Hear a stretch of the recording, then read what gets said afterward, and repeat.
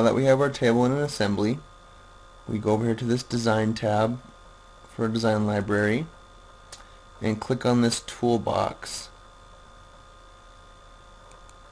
You may receive a prompt to add in now. That just will download the library, or basically upload the fasteners that you'll use. So click on add in now if you need to. Otherwise, you come to this drop down menu and let's go to bolts and screws and hex head, for instance. Here they will show all the different hex head bolts that you can apply to your table, and I'll zoom in here to show you how this is done. You come over here to the hex bolt that you want, left click on it and hold, and then drag it into your assembly. And here you can see that mating symbol where it automatically assumes the mate that you would want. This is the one I want, so I'll let go of the left click button, and we have my bolt. Now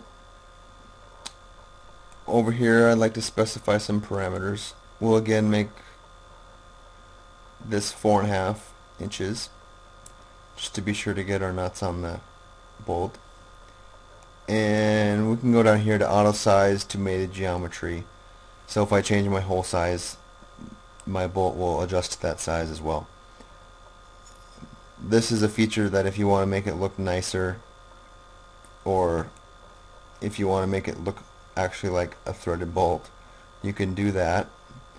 But for this purpose, we can just leave it as simplified. Okay, I think that's what I would like for the bolt. And we'll click on OK.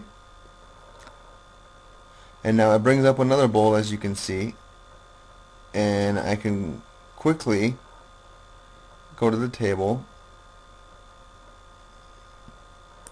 and insert more in each hole.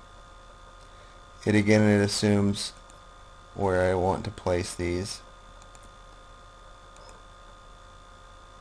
and it will mate them just like the first with the same dimensions.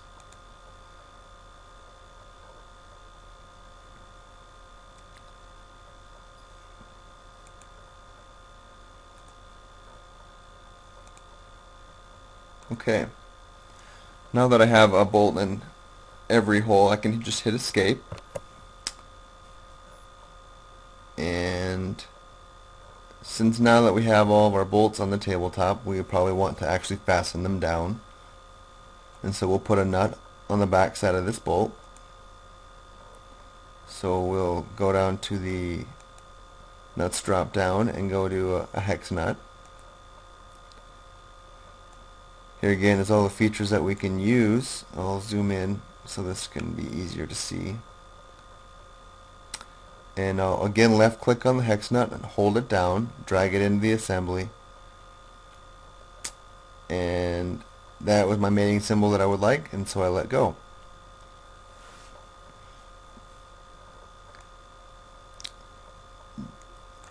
I will click the auto size to mated geometry, so if the fastener ever changes size or the bolt ever changes size, it'll adjust as well, and click OK.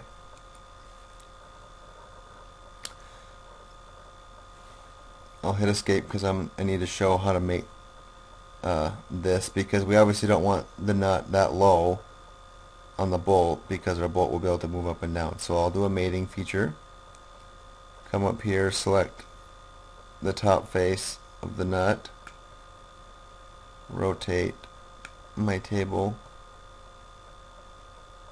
and select the bottom side of this rectangular tubing, and it already assumes what I want to mate, and that's what I want, so I'll click OK.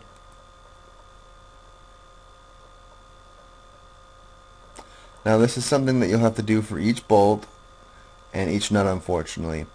In my next video I'll show you how to use the Smart Fastener feature that will actually do this a lot quicker, not only just for these size holes, but if you have multiple size holes, it will be able to put multiple fasteners in multiple different holes and multiple different types. And that will be in the next video. Thanks for watching.